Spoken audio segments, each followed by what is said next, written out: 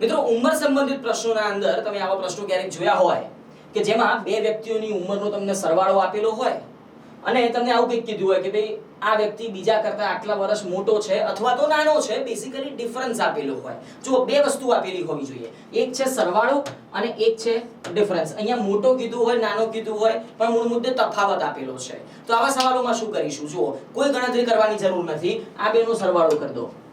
66 અને 6, 66 અને 6 સરવાળો કરી દઈએ. 66 + 6 એટલે કેટલા થઈ ગયા? તો કે 72. બરાબર. જે સરવાળો આવ્યો ને એના હાફ કરી દો, ડિવાઈડ બાય 2. 72 ના અડધા એટલે કે 36. બે વ્યક્તિઓ છે, રમેશ અને મહેશ. તો જે મોટો હશે એની ઉંમર 36.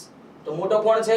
રમેશ મહેશ કરતા 6 વર્ષ મોટો છે, તો રમેશની ઉંમર થઈ ગઈ 36. તો ઓબ્વિયસલી મહેશની ઉંમર કેટલી? આ 6 વર્ષ મોટો હતો તો આની ઉંમર કેટલી? 30. શું પૂછ્યું છે? રમેશની ઉંમર શોધો. જવાબ આવી ગયો 36. આન્સર છે એ 36.